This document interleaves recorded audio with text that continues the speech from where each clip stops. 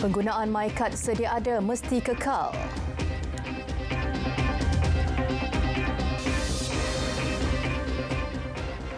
Assalamualaikum, salam Malaysia Madani. Penggunaan MyKad sedia ada mesti kekal walaupun pelaksanaan My Digital ID memudahkan urusan secara dalam talian di pelbagai platform digital. Ini memandangkan MyKad terikat dengan akta-akta tertentu serta beri banyak manfaat kepada rakyat. Sudah pun bermula peringkat permulaan. Pegawai tugas-tugas khas di Pejabat Menteri Dalam Negeri Dr. Azman Hussein berkata, My Digital ID bukan bertujuan menggantikan MyKad. Sebaliknya, inisiatif kerajaan untuk menyemarakkan ekonomi digital di negara ini. Pada rakyat Malaysia yang memerlukan dengan selamat dan dengan secara umum ia adalah satu bentuk sertifikat digital. Dan kemudian kita salutkan sertifikat itu dengan beberapa lapisan security dengan menggunakan beberapa kriptografi punya algoritma dan diolahkan semua dalam bentuk app yang duduk dalam phone ni.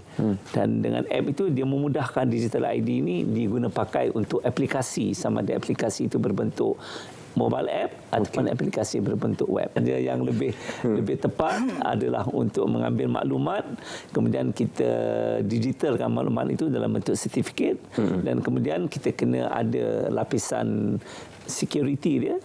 Supaya kalau ianya sukar untuk digodam dan seumpamanya, dan itulah dia maknanya identiti digital yang boleh mengesahkan siapa kita sebenarnya.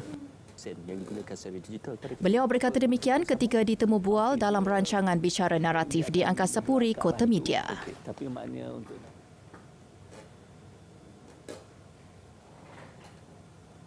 Dalam pada itu, Pemangku Presiden dan Ketua Pegawai Eksekutif MIMOS Berhad Dr. Saad Syukri Embong berkata hanya maklumat asas pengenalan diri yang terkandung dalam My Digital ID. Ia tidak melibatkan pengkalan data kerajaan yang dilindungi sistem serta akta-akta sedia ada. ID digital berupa sijil pengenalan digital yang dipindahkan ke telefon bimbit pemiliknya hanya menyimpan data mengandungi nama penuh, nombor kad pengenalan dan kod kriptografi sijil digital berkenaan. Apa yang dilakukan oleh My Digital ID ialah membuktikan orang yang berdaftar itu adalah orang yang sama seperti di dalam kad pengenalan dia yang telah di-verify against the pengkalan data kerajaan. Selepas CJ ini dikeluarkan, pihak pelaksana seperti MIMOS, kami pun tak menyimpan data-data atau sertifikat tersebut. Data-data itu masih disimpan di tempat yang sepatutnya seperti di JPN, di immigration dan sebagainya. Bila CJ itu dikeluarkan, kita terus transfer ke telefon pengguna. Cukai jualan ke atas barangan bernilai rendah LVG import bertujuan menambah baik sistem cukai jualan sedia ada selain beri kesaksamaan persaingan bagi perusahaan tempatan. Menurut Kementerian Keuangan, nilai minimum cukai jualan dan duti import di Malaysia ditetapkan pada RM500 seunit barang. Ia bagi memudahkan urusan pelepasan kastam serta penghantaran melalui pos dan kurier. Bagaimanapun, kepesatan transaksi jualan dalam talian mewujudkan layanan cukai tidak sama rata antara perniagaan tempatan yang beroperasi secara fizikal dan dalam talian. Cukai yang sepatutnya dikuatkuasakan pada 1 April lalu ditangguh supaya sesi libat urus diadakan antara kerajaan dan pemain industri bagi memperhalusi isu-isu pelaksanaan. Presiden Persatuan Perusahaan Kecil dan Sederhana Malaysia Saminta Datuk William Ng pula berkata pelaksanaan LVG akan merapatkan jurang ketidaksetaraan antara penjual tempatan dengan asing. Ia juga menyumbang kepada pendapatan tambahan negara selain menyokong nilai ringgit. Peniaga tempatan khususnya perusahaan mikro, kecil dan sederhana PMKS berdepan persaingan tidak adil sebelum ini. Ia termasuk membayar cukai pada pelbagai peringkat rantaian bekalan. Keadaan tersebut menyebabkan harga barangan tempatan lebih tinggi berbanding yang dibawa masuk melalui saluran dalam talian. Persatuan turut menggesa pengendali laman e-dagang segera memudah cara pelaksanaan LVG bagi penjual tempatan dan asing. Penjual barangan tempatan yang tidak terlibat dalam cukai tersebut tidak harus dikenakan sebarang kos tambahan.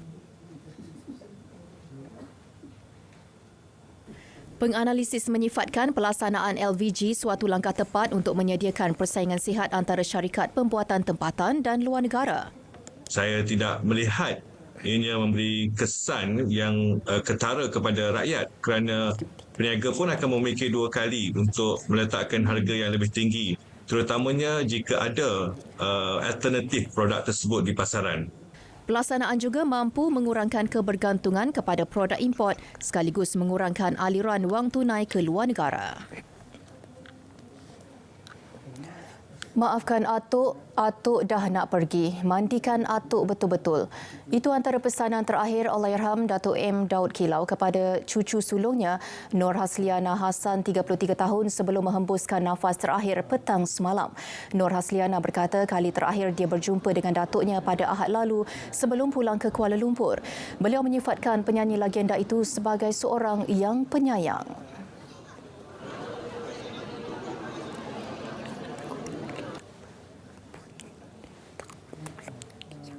Atuk sangat sayangkan cucu-cucu dia. Dia tak kisah kalau cucu buat bising apa, dia tak pernah marah kami. Kami rasa tak pernah. Dan kami rindukan kalau kadang-kadang kalau telefon, dia selalu telefon saya, dia cakap cucu Atuk buat apa. Lepas tu dia nyanyi lagu Cik Mek Molek kat saya. So benda-benda macam tu akan saya rindulah. Dan senyuman dia.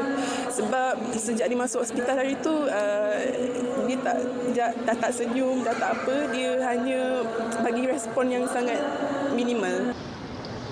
Menurut Nur Hasliana, Allahyarham telah lama sakit dan keadaan tersebut semakin merosot sejak bulan Mac tahun ini. Allahyarham Datuk M. Daud Kilau, 85 tahun yang terkenal dengan lagu Cik Mek Molek, menghembuskan nafas terakhir pada pukul 4.46 petang semalam di Hospital Teluk Intan. Sementara itu, jenazah kini berada di Masjid Tuminah Hamidi, Bagan Datuk bagi memberi peluang kepada saudara mara, sahabat handai dan kenalan memberi penghormatan terakhir. Jenazah dijangka dikebumikan selepas solat Zuhur di Tanah Perkuburan Islam, Kampung Sungai Balai Baru, Bagan Datuk.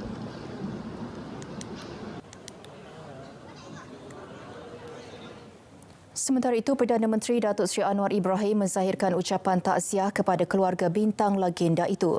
Dalam hantaran di Facebook, beliau mendoakan roh Allahyarham diberi tempat yang terbaik di sisinya. Datuk Seri Anwar turut mengucapkan terima kasih kepada Allahyarham pernah menghiburkan masyarakat Malaysia dan menjadi antara permata tanah air. Timbalan Perdana Menteri Datuk Seri Dr. Ahmad Zahid Hamidi pula menyifatkan pemergian Allahyarham sebagai tiada galang ganti. Menurutnya, Allahyarham yang merupakan anak jati Bagan Datuk Perak itu mempunyai karya seni yang bukan sahaja menjadi kebanggaan masyarakat di daerah berkenaan tetapi juga di seluruh negara. Katanya, Malaysia kehilangan seorang lagi permata seni tanah air. Baik, beralih ke perkembangan banjir, Kelantan kekal menjadi negeri paling ramai penduduk terjejas. Walaupun keadaan semakin pulih, namun 14 pusat pemindahan sementara PPS masih dibuka di daerah Pasir Mas setakat pukul 12 tengah hari. Perinciannya bersama Amirul Hafiz Rosli. Silakan Amirul. Baik, terima kasih. Jumlah penduduk terjejas banjir di Kelantan dilihat semakin menurun apabila 4,000 lebih 4,000 penduduk terjejas banjir berada di 14 pusat pemindahan sementara PPS di satu daerah, iaitu di daerah Pasir Mas sahaja. Menurut portal info bencana Jabatan Kebajikan Masyarakat, antara PPS yang dibuka di daerah itu adalah PPS SK Gua Tok Deh, SK Gua Periuk, SMK Baruh Pial, SK Seri Rantau Panjang 2 dan SK Seri Kiambang. PPS di SK Gua Tok Deh menjadi PPS yang paling ramai menempatkan penduduk terjejas banjir, iaitu 901 orang daripada 288 keluarga masih berlindung di situ. Sementara itu, menurut laman Public Info Banjir, JPS, Sungai Golok di Rantau Panjang merekodkan aras air melebihi paras bahaya. Saya kira setakat itu saja laporan berkenaan dengan banjir untuk info berkenaan dengan info kepada anda penonton berita RTM. Jadi terus bersama kami, saya akan bawakan perkembangan dari semasa ke semasa banjir di Kelantan. Terus bersama kami. Assalamualaikum dan salam Malaysia Madani. Terima kasih Amirul. Sementara itu, jumlah penduduk terjejas banjir di Terengganu dan Selangor terus berkurangan. Manakala Perak kekal. Di Terengganu, 112 orang daripada 24 keluarga masih ditempatkan di 3 PPS di Dungun, Setiu dan Marang. Menurut Sekretariat Jawatankuasa Pengurusan Bencana Negeri Terengganu, JPBNT, di Dungun, 42 orang daripada 9 keluarga masih berlindung di PPS Kampung Pelandang. Di Perak, jumlah penduduk yang masih ditempatkan di PPS Dewan Serbaguna Padang Tembak Teluk Intan kekal 65 orang daripada 18 keluarga. Menurut Sekretariat Jawatankuasa Pengurusan Bencana Angkatan Pertahanan Awam APM Perak, paras air di Sungai Bidur, Cangkat Jong mencatatkan bacaan 3.72 meter ketika ini dengan cuaca di daerah hilir Perak diramal hujan pada sebelah petang dan malam ini. Di Selangor, seramai 16 orang daripada 6 keluarga ditempatkan di PPS SK Sultan Abdul Aziz Shah Kuala Selangor. Laman web rasmi Public Info Banjir Jabatan Pengairan dan Saliran JPS memaklumkan setakat 8.30 pagi tadi aras air Sungai Langat di Bukit Cangang, Kuala Langat melebihi tahap waspada dengan bacaan 3.3 meter. Kira-kira 474,384 pengguna di Kelantan menikmati lebih 4.4 juta ringgit subsidi yang disediakan kerajaan menerusi program Jualan Rahmah PJR dari Januari hingga kini. Pengarah Kementerian Perdagangan Dalam Negeri dan Kos Sara Hidup KPDN Kelantan, Azman Ismail berkata, jumlah itu diperoleh selepas pihaknya menjalankan 679 PJR di 14 kawasan parlimen. Ia melibatkan hasil jualan melebihi 24 juta ringgit. Program yang memberi fokus kepada penempatan rakyat golongan B40 itu banyak memberi manfaat kepada pengguna termasuk penduduk di kawasan luar bandar. Mereka dapat menikmati diskaun 10 hingga 30%.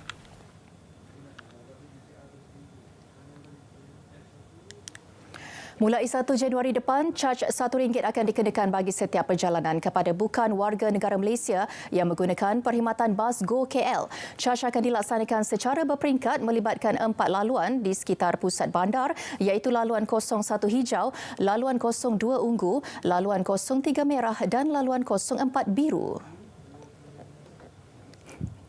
Dewan Bandaraya Kuala Lumpur di BKL memaklumkan transaksi pembayaran adalah tanpa tunai iaitu melalui kad Touch and Go, kod QR, kad kredit atau kad debit. Bagaimanapun ia percuma bagi semua kanak-kanak yang berumur 12 tahun ke bawah termasuk bukan warga negara. Warga negara Malaysia yang menggunakan MyCard dan mempunyai sistem Touch and Go perlu membuat pendaftaran MyCard tersebut bagi menikmati perkhidmatan percuma.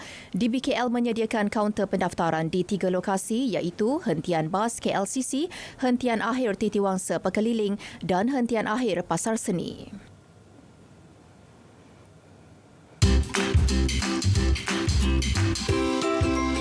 Nyamuk Aedes mudah membiak di dalam air yang bertakung. Cegah pembiakan nyamuk Aedes. Pastikan bekas yang boleh menakung air dibuang dengan betul. Tutup rapat semua bekas yang menyimpan air. Periksa saluran air pada bumbung rumah agar tidak tersumbat. Tiada Aedes, tiada denggi.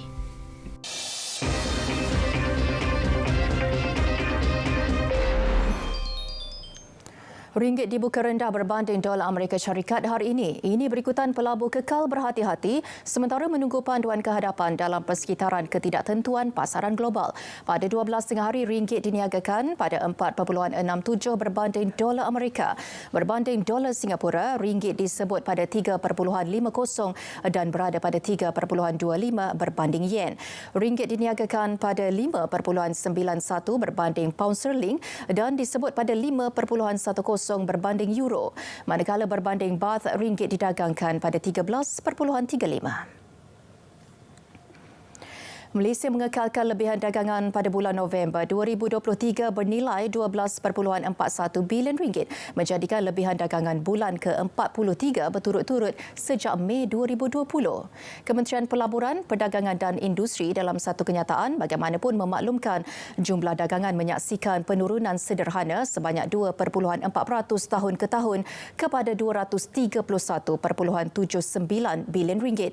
Ekspor susut 5.9% kepada RM122.10 bilion, manakala import meningkat 1.7% kepada RM109.69 bilion. Prestasi itu seiring dengan rakan dagang utama Malaysia yang lain seperti Taiwan dan Indonesia.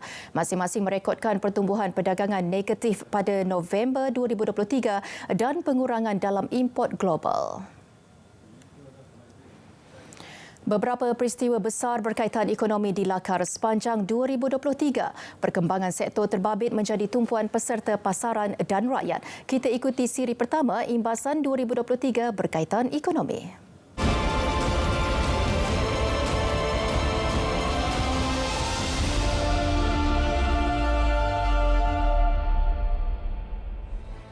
...2023 boleh dianggap unik apabila Perdana Menteri merangkap Menteri Kewangan membentangkan belanjawan 2 kali pada tahun sama. Bertemakan membangun Malaysia Madani, belanjawan 2023 dibentangkan semula pada 24 Februari dengan peruntukan RM388.1 bilion. Pada 13 Oktober pula, belanjawan 2024 berjumlah RM393.8 bilion dibentangkan yang merupakan peruntukan tertinggi dalam sejarah Malaysia. Dengan misi menjadi peneraju ekonomi Asia, kerangka ekonomi madani dilancarkan 27 Julai lalu. 7 indikator utama diperkenal bagi menjadikan Malaysia antara 30 ekonomi terbesar dunia. Tanggal 11 September, kajian separuh penggal Rancangan Malaysia ke-12 dibentangkan. Jumlah siling perbelanjaan RM15 bilion ditambah dengan beberapa anjakan baharu digariskan. Pakej 5G Ramah dan insentif pasca bayar rahmah penjawat awam dilancarkan. Kerajaan turut mempertimbang untuk melanjutkan pakej 5G Ramah sehingga Mac 2024. Setakat 30 November lalu, rangkaian 5G di kawasan berpenduduk capai 76.1%, menghampiri sasaran 80% akhir tahun ini. Kehadiran pengeluar kenderaan elektrik Tesla ke Malaysia pada pertengahan tahun ini turut melonjakkan lagi keyakinan pelabur asing. Tesla secara rasmi buka ibu pejabatnya 2 Oktober lepas. Pada 29 November, satu lagi bank digital dilancarkan. Penubuhan bakal meningkatkan akses kepada segmen yang lebih luas. Bagi memastikan golongan pekerja menikmati gaji lebih tinggi, Kertas Putih Dasar Gaji Progresif dibawa ke Parlimen 30 November lalu. Pelengkap dasar gaji minimum itu bersifat sukarela dan berasaskan insentif.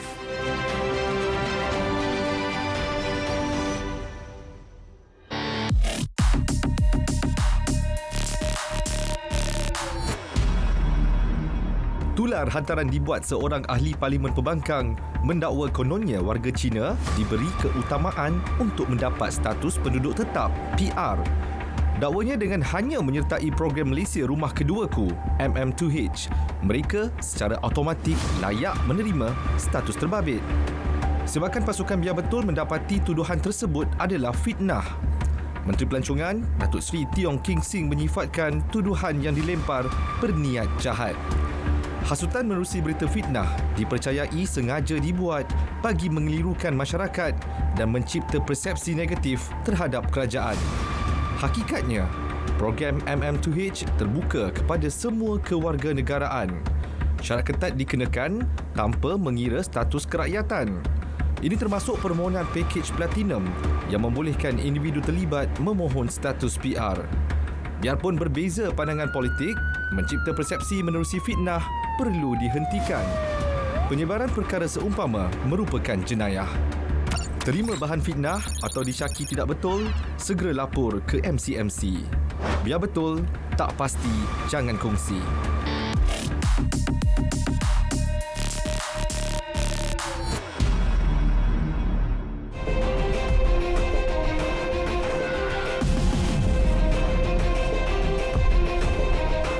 Masih bersama Berita Tengah Hari, umpama hilang arah meski Amerika Syarikat meminta lebih banyak bantuan kemanusiaan disalur kepada rakyat Palestin di semenanjung Gaza, namun pada masa sama, rakan karib Israel itu tetap bertegas untuk terus bekalkan senjata kepada tentera penjajah Zionis.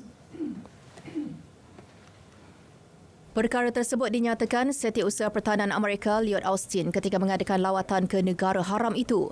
Beliau mengesahkan Washington akan terus menyediakan amunisi kritikal, kenderaan taktikal dan sistem pertahanan udara. Bagaimanapun, Austin menambah lawatannya tidak bertujuan untuk menentukan garis masa atau syarat untuk perang.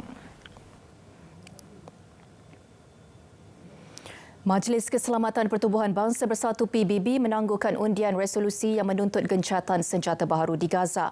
Emirat Arab Bersatu UAE yang merangka draft resolusi berkenaan meminta undian yang dijadualkan pada pukul 5 petang Isnin waktu tempatan ditangguhkan. Ia bagi membolehkan rundingan yang rumit diteruskan. Pengundian tersebut dijadualkan semula hari ini. Draft resolusi itu menggesa gencatan senjata segera dan berkekalan dikuatkuasakan di Gaza. Ini bagi membolehkan bantuan kemanusiaan disalurkan dengan selamat dan tanpa halangan. Selain menekankan kepentingan menyatukan Gaza dengan tebing barat di bawah pihak berkuasa Palestin. 110 orang lagi terbunuh dalam serangan terbaru Zionis di kamp pelarian Jabalia di luar Gaza City. Pertempuran berterusan yang memasuki bulan ketiga menyaksikan lebih banyak pertumpahan darah berlaku. Kekejaman diteruskan walaupun Israel berdepan kritikan dunia. Ia termasuk daripada kumpulan hak asasi manusia yang mendakwanya sengaja menyebabkan penduduk Palestin kelaparan dalam kempennya memerangi Hamas. Kementerian Kesihatan Gaza memaklumkan 19,453 penduduk di wilayah terkepung itu terbunuh sejak serangan Israel 7 Oktober lalu. 52,286 orang lagi cedera.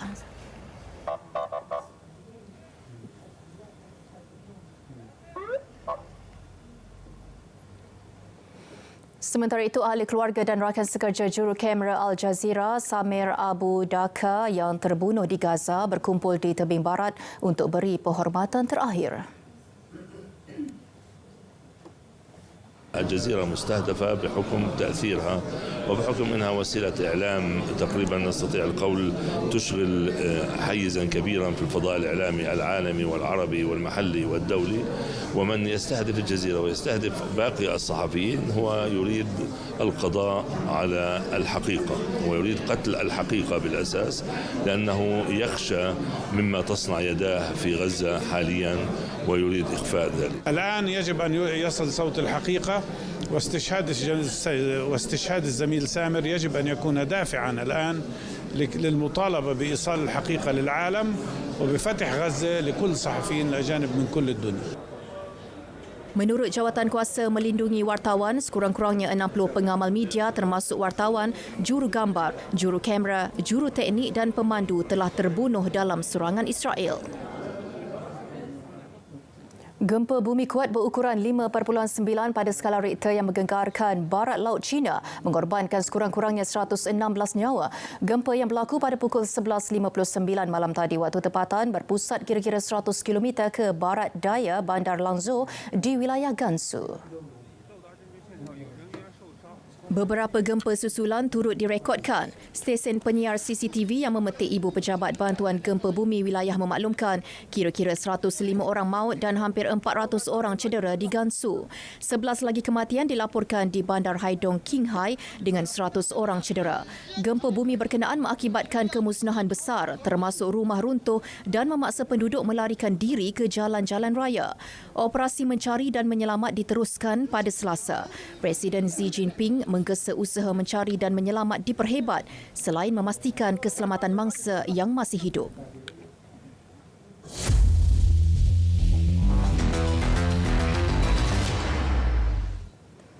KBS menaruh keyakinan negeri Kedah mampu melahirkan lebih ramai pemain bertaraf antarabangsa seperti atlet wanita kebangsaan Siva Sanggari dan Aifa Azman.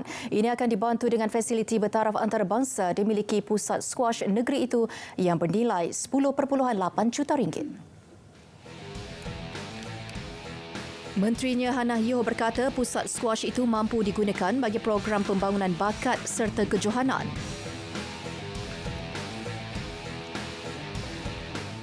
dengan penambahan fasiliti ini, 8 court ini, saya percaya negeri Kedah sekarang boleh menganjurkan lebih banyak lagi tournament pada tahun depan kerana mereka ada fasiliti first class seperti ini, dan bakat-bakat baru juga merupakan mereka mempunyai ruang kapasiti yang double lah, 2 kali ganda fasiliti sedia ada untuk mereka masukkan lebih banyak lagi atlet untuk berlatih. Pusat skuash berkenaan siap sepenuhnya pada 20 Ogos lalu dan turut dilengkapi dengan astaka penonton, surau dan bilik teknikal. Kejohanan badminton para antarabangsa Faza Dubai, kem negara menutup tirai kejohanan 2023 dengan membawa pulang 3 pingat emas. 2 daripada 3 emas, Malaysia disumbangkan Muhammad Faris Anwar dalam acara perseorangan lelaki SU5. Muhammad Faris menumpaskan rakan senegara Chia Lik Hao 21-19, 21-19 di final sebelum mereka cemerlang merangkul emas kategori bergu lelaki SU5. Gandingan negara itu menumpaskan pasangan Taiwan Fang Zhengyu, Gui Yupu 21-1, 21-10. Melengkapkan pencapaian 3 emas di Dubai adalah Muhammad Amin Burhanuddin yang mengungguli acara perseorangan lelaki SL4 dengan menewaskan gandingan India 21-13, 21-16. Kejohanan badminton para antarabangsa Faza Dubai merupakan kejohanan terakhir bagi mengumpul mata kelayakan ke Tamasya Sukan Paralimpik Paris 2024 untuk tahun ini.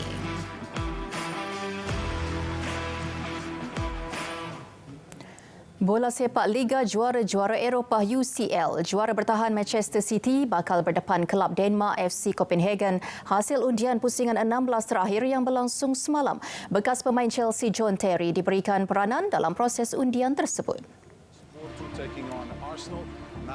Mengikut prestasi semasa, skuad kendalian Pep Guardiola dijangka tidak berdepan masalah untuk mara selepas menang kesemua 6 perlawanan untuk menguasai kedudukan teratas kumpulan G. Sementara Copenhagen hanya berjaya menang 2 pertemuan meskipun bergelar naib juara kumpulan A. Real Madrid yang tewas aksi final ke atas City musim lalu pula diundi menentang RB Leipzig. Berdasarkan pertemuan terakhir, juara 14 kali UCL itu tewas 2-3 ke atas Leipzig semasa aksi peringkat kumpulan F musim lalu. City dan Real masing-masing akan berkunjung ke tempat lawan pada 14 Februari 2024 untuk aksi timbal balik pertama. Baik, dan berikut keputusan undian 12 lagi pasukan.